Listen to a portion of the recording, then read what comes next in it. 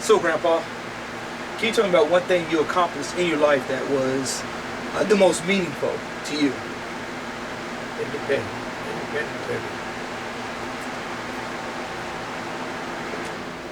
Independent living? Independent living. Okay. I enjoyed working for myself rather than being a slave of a master. We're going to be a slave and a master? Yeah. Okay. What do you actually think your greatest accomplishment is since you're 91 to 92 years of living? You're still amongst the living, but, so year to date, which is 2012, by the way. Independence. Independence? That's your greatest accomplishment, is to have the independence? Yeah, independence. Okay. Self-supporting. Self-supporting? Right. Can you tell Free me... speech. Freedom of speech? Freedom of speech. Can you tell me what you see and if there's any difference, any contrast between the 1950s and between the 1980s? What was really the biggest thing that you noticed, industrial-wise, economical-wise? What happened around those time frames that pretty much changed the way history is today? First off, today, white man figured out a way to eliminate the black man's business and everything. I said, we used to have colored neighborhoods. No longer have colored neighborhoods. You segregated business to our part. We had businesses that were on Center Street. In every other country, in every other city, whether there's any group of Negroes or they had Negro businesses, they didn't depend upon the white man. They were self-sufficient, self-sustaining. Now, the white man broke that up, so now there's hardly any longer any what you might call colored neighborhoods. White man used to run from you all the time, but now he figured out a way. He's not joining you, but he figured out a way where you no longer have a community. So he lets you move next door to him and never speaks to you. That's deep. That's a lot of knowledge for, especially people in our generation that I feel that sometimes are misinformed. I'm not trying to make it seem like it is a black or white thing. I mean, this issue has been deeper, because some of the stuff I've been watching in the UK, even year to date right now, I mean, even the UK has taken a step above America in a way that it treats its colored folks or black people. I know that, there in the UK, sometimes freedom of speech, you don't have it as much, but I mean, just like, for instance, the white man who was arrested for tweeting against the black soccer player, saying racist tweets against him. I think that was very commendable on the UK's part in saying, we're not going to tolerate this anymore. But at the same time, Gramps, do you feel that that with the government's aid, that is pretty much negatively affecting the black community in a way that, there's welfare, Medicaid, that they're not able to be self-sufficient anymore? Or what do you think your outtake is on the way the government handles its the aid that it gives others? You're solely dependent upon him rather than being dependent upon yourself. You're not self-sufficient anymore. No. Because the government can help you out, right? Bail you out anytime you need to. Just like they bail out the banks, right? Yeah. So all your time living here, on this earth, as here, I mean Earth, to you here, what do you think should have changed, needs to change in the next couple of years?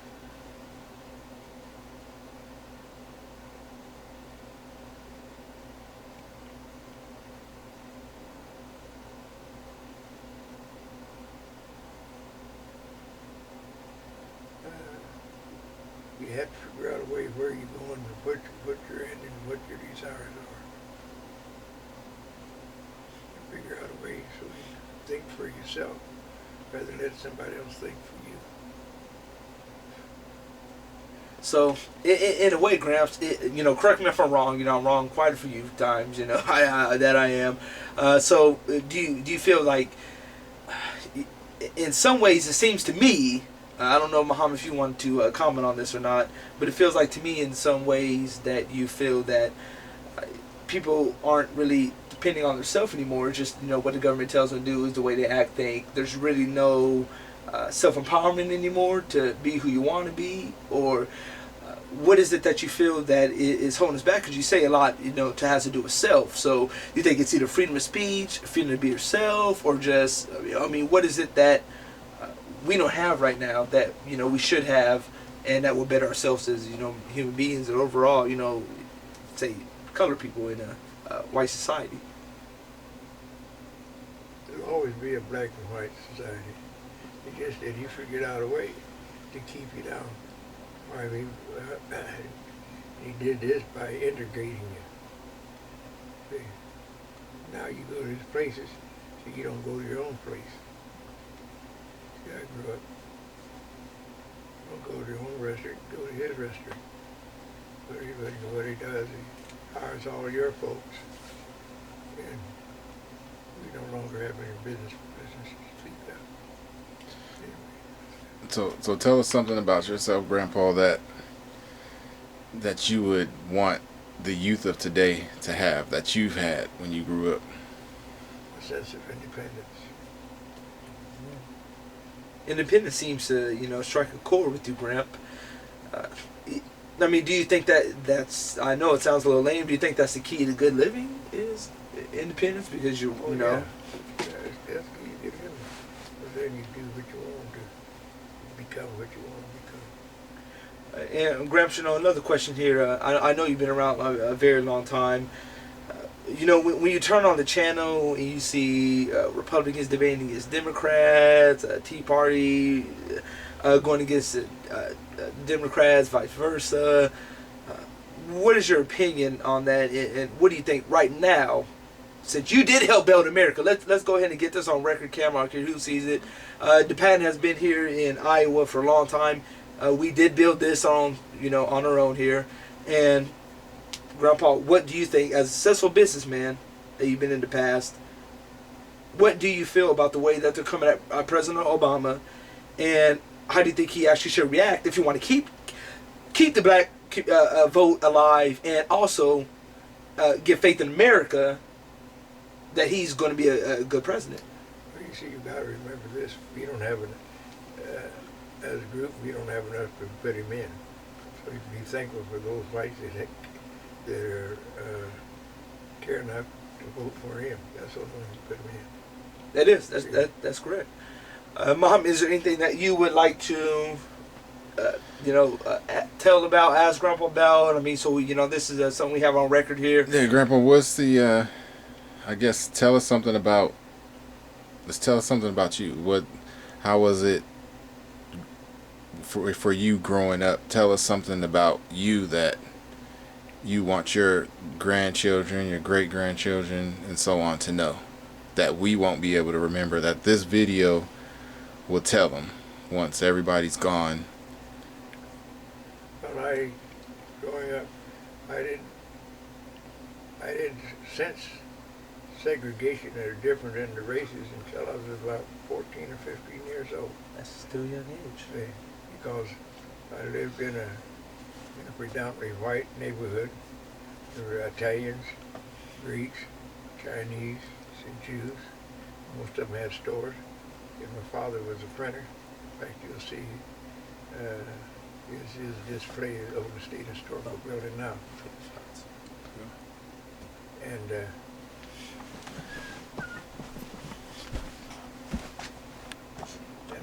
I just feel as though that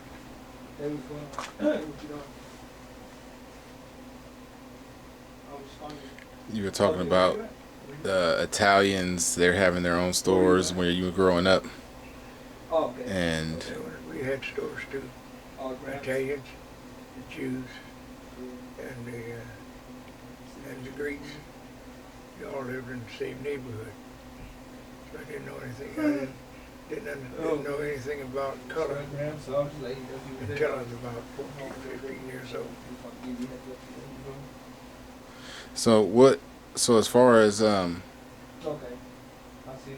growing up, tell us how you got your empire. Tell us how your empire grew from nothing to something, then to, you know, where it's at. I guess. Tell us how that happened. Desire to be independent. So you started off with like one store. How did it start? How did it start off? Like, how did your When I was a little boy, east, right up and down Center Street, that was the central part of the so-called Negro community. I always wanted to store up and down. So I was about 5, 6 years old, go down there Center Street.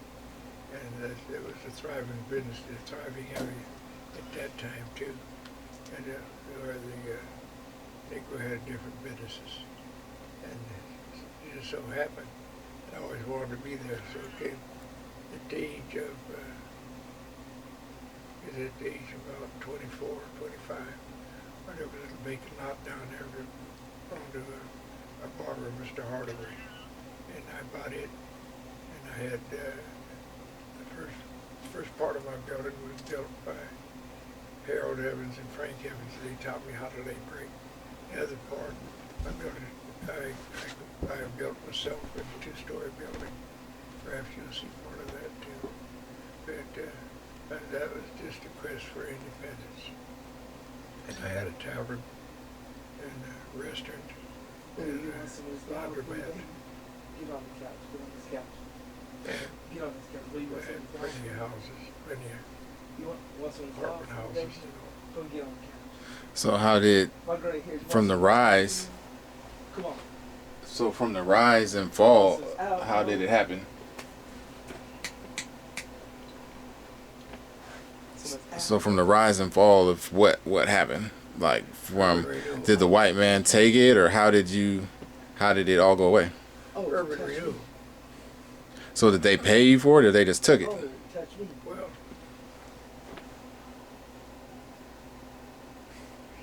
Did they pay you for it, or did they? what do you want to pay? I guess I must have lost in one area. About, that's all together, I guess I must have 10 or 15 houses. At least, not buildings too. Wow. They Who finally you looking for? built it downtown, they finally took it on the south side and everything. Urban Who you renewal. looking for? So did they give you any type of warning? Did they just say, well, if you don't get it, or did they offer you something, or they just said, I got a little money. Who are you I'd looking rather, for? but not nothing that would? that's right. Or whatever. I wasn't compensated correctly. So that they just like gave you just some money just to keep your mouth shut because everybody was hurting for cash back then, or? I hollered all the time.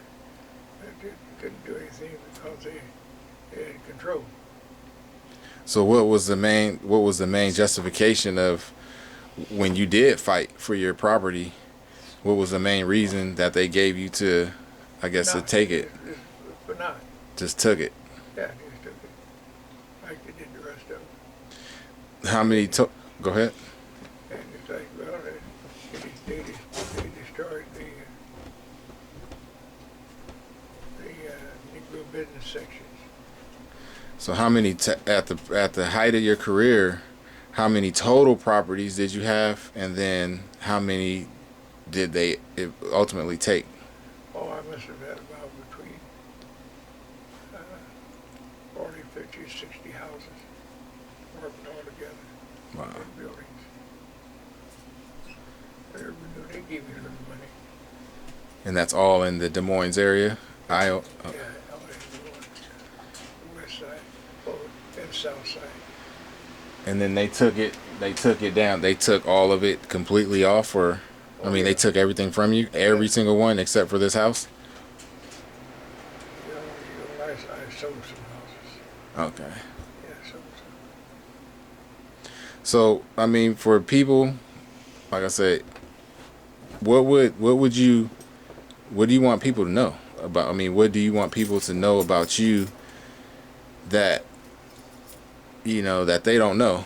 If you had something to tell, as far as as far as anything, what do you want people to know when when nobody's here? What do you want them to know? Your children. What do you want? What do you want everybody to know about Grandpa? Keep on keeping on. Don't give up the fight. Set a goal and achieve that goal. Don't be weak. Is that a standard? Live by that standard. Not only treat yourself right, but treat your fellow man right. Yeah, and that's What do you think, Grandpa? What do you think is, pretty much, what would you tell your grandkids now, and the grandkids you might not be able to see, what would you tell them the key to success is, coming from you? What would you say would be, what would give them the head start that no one else had? Believe in yourself and feel as though and say, I can do it, I can do it, yes I can, yes I can. so. What do you want for yourself? What do you want your family to do with you after you're gone? Do you want us to take you to Mexico, or what? What do you want us to do? No, stay here and fight it out. Hold it through. You can make it. No, I mean, how do you want us to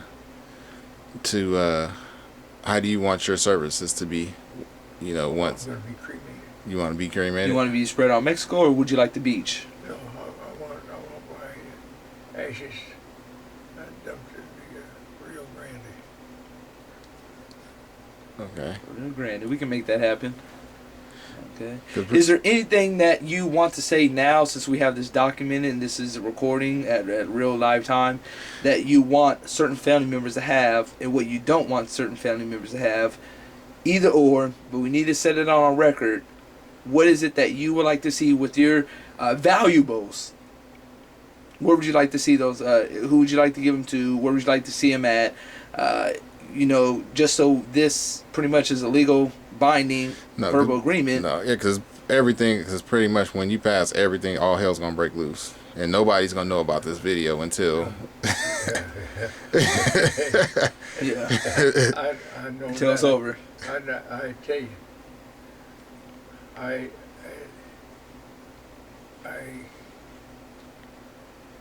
every man here buys everything you got in your house and out else. I've contemplated that, and then you divide the money up. But I know the items there, some of value and some of lesser value, and I don't know how to divide that up. But it'd be too much squabble. But this buying takes is to sell everything and divide the money up. What do you want done with your house? Well, sell it, but keep it, because in Keep it. time they're gonna take it. They're gonna take it. The building there. They took my my garage and where I wanted to build a store. Wouldn't let me, but they put one there. It's $13.90. So you want us to keep the building? Want us to keep it? And fix it? Fix it? Well, I say just stay on into it until the man buys it. But of course, if you want to get it, sell it now. I can sell it now. It won't work.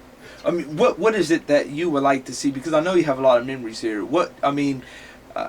Would you say, to be fair, if we did a remodel, on the home, renovated the home? I mean, what do you see fit that you want your future offspring to think of the house? Say, is it going to be a landmark? I mean, what would you like to do? Because, I mean, it was home to some of the greatest activists state of Iowa seen, probably the state, actually the Midwest has ever seen, and Claudia Sadiq and Hobart Muhammad Sadiq. And with you as a grandfather who had one of the highest business rates for a black man, business stores for a black man, did you want to consider this pretty much a landmark as, pretty much his place in history, or would you want us to go ahead and get the money and move on like nothing happened? It's entirely up to you. But we want to have some of your opinion on how you would like to go. I think that's going to sway a lot of our decision based upon what your wants were. To break any draw, like say if it's a draw and you're the final word, what would you want for it to be remodeled? Because just as we know, there's a lot of people that would just tear it down that we know that are family members, and then there's family members that would keep it. Yeah. So if you had the deciding vote, What would you do? It's all on you. We're facing university. It's like they took my businesses, they're gonna take the house too. So, I'll sell it and divide the money. But if we could fix it Well, and remodel it, and in that way your grandkids had a a landmark. that's you a know. landmark to say my grandfather, my great great grandfathers were here, lived here. that's all in your hands. So we're not, man. Let's see here. So I mean, since this is a big family, we're all kind of divided on which way we want to go. I know you value this house. What is? I mean, let's reverse it. If you were in our shoes and this was your grandfather's house, what would you do?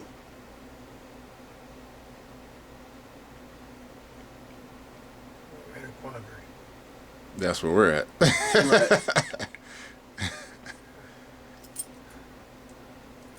I don't know.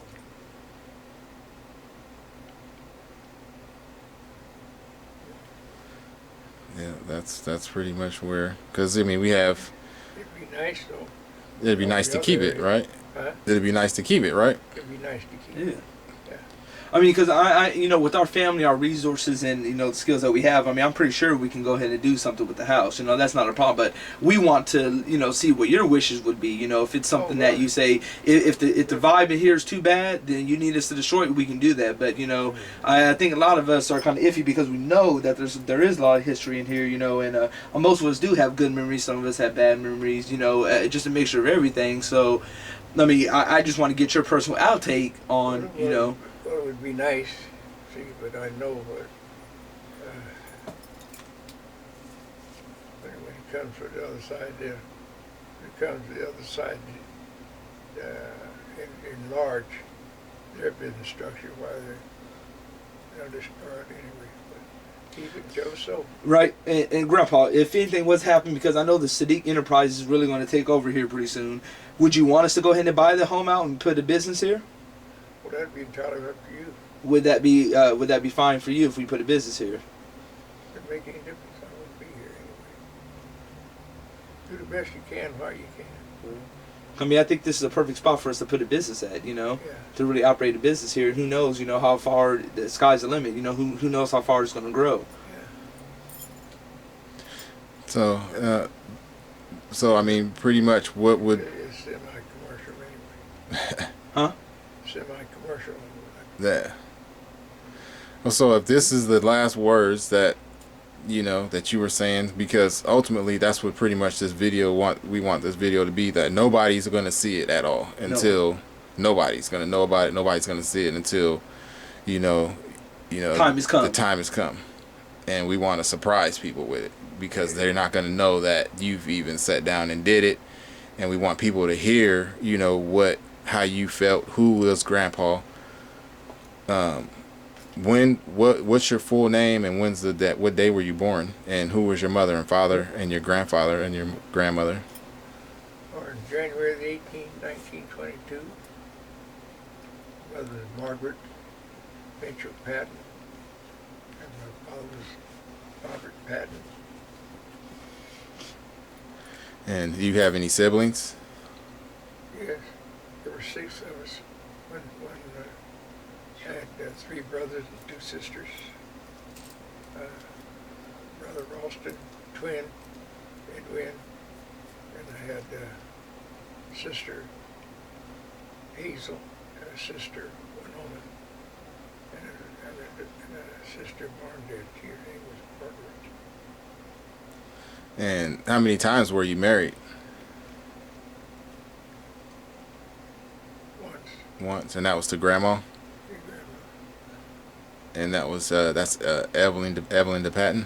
Correct. And how many kids did you guys have? I had 4. And what's their names? I mean, I know their names, but Hobart Jr. and Clive or Clancy and Hazel Hey? and Hazel And Brigade. Okay. and Brigette and Berta, another sibling. Oh, no, so- well, I think that people will enjoy this. You know, because a lot of people don't have a chance to even say anything. You know, it's just, you know, it comes on them. So I mean, anybody can, you know, pass. We can pass before you, but we just want to make sure that you had a voice, and we want to make sure that your voice is heard. You know, before, so people can't put words in your mouth. Yep. Because that's gonna, you know, oh, this is gonna happen. Oh no, Daddy said this or Grandpa said this. Yeah, understood. We want Grandpa to say, no, this is what Grandpa said. Yeah.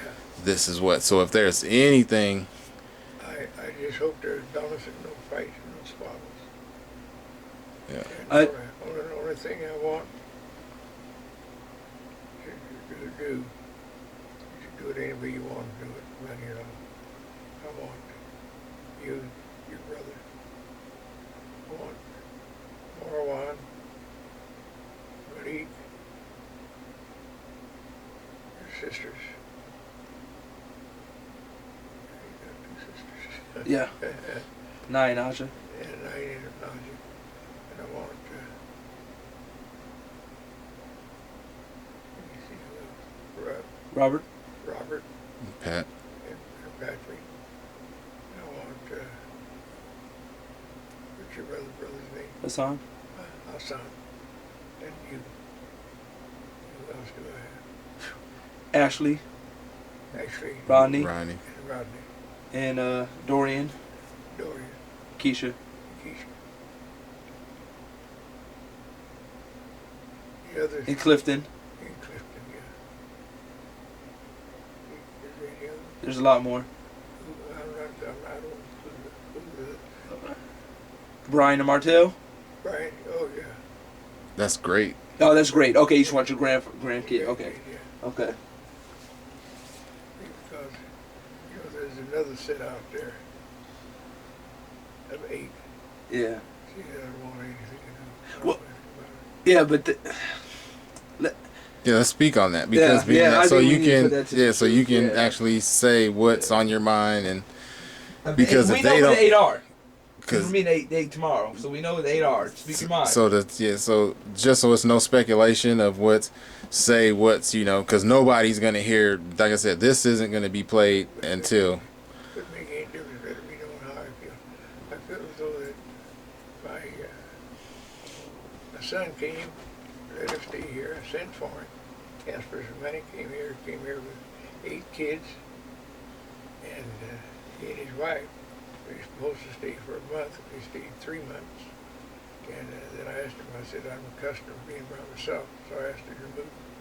And after that, I got a row. He felt as though I had houses, but I didn't have any house to give him. Work and get it. And so I guess, so since that time, I haven't seen any of them, and so I don't want any part of them. Grandpa, now this video is on the record here. If I was able to get the oldest one, which is Omar Sadiq, and you guys sit down on camera, squab out your differences, could we film another one of you saying that these are still your grandkids, and whatever you guys work out, you guys work out? or is your mind just made up? Or is as your of- mind just made up? Well, Because we can get them over here. If we can get them over here. I'm just, I didn't know my son was sick. Nobody got in contact with me. I didn't know he died. Nobody got in contact with me. And in fact, it was a friend from Chicago that called and told me about him dying and being buried. I feel as though that if the wife thinks that way, why should I care? That's me. And that's what we want to hear. We want to hear how you feel. We want to hear, because that's to stop any stories. I'm hurt. And I'm not big enough to look over. Well, release your man out there, set. There. Right? Yeah. So I just say, well, you don't want me, I don't want you. You got those that everything I have go to. Yeah. I say, All right, Grandpa. Well, I'm sure. Now, if you kids fight over it, I won't be here to know it. Yeah. Then no, we working out our differences Yeah, now. It's right trying now. to bring the family together and. Well, you, maybe you don't understand the way I think in regard to that, but that's hurting. Hurting. He was in a nursing home, didn't even tell me that. Yeah, well, we know. Yeah, we definitely know how we found because you told me how he, how And he we died went. And seen the funeral. You know, we went to the funeral. I mean, not the funeral, but the grave. to the grave. Yeah. Yeah. So, Yeah. So I mean, it's understandable. I mean, that's pretty much what we want. We want to cut through the chase statement. And that's what we got from you. We wanted something that says, okay, there's no question of what's what, how you felt about stuff, and so people can't say what they think you want. Yeah. People can't say what you told them, and it's something that we can actually play. Yeah. At when the time comes. Yeah. So That's good. and a lot of people, they don't have this opportunity to speak Yeah. and tell what they want. That's true. So other than that, Grandpa, unless there's anything else that you want to say that you want to be heard. I've had a wonderful life. A wonderful life. There's no regrets. No regrets, really. I've enjoyed life. A lot of nice friends.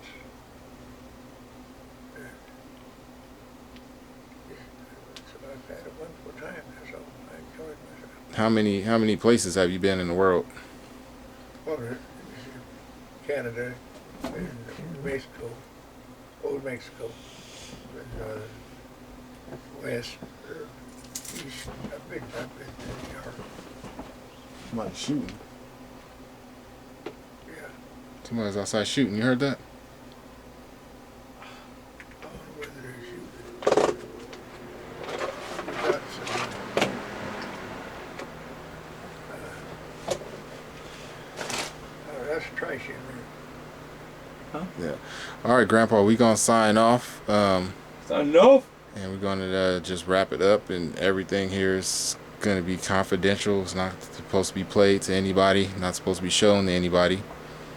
And Ate it. today's date It is September 1st, September 2012. September 1st. Midnight. It's 12:37 a.m. September 1st, Saturday. And we're gonna sign off. Thanks, Grandpa. Can I see any of it? Yeah, you wanna watch it? Yeah. Okay.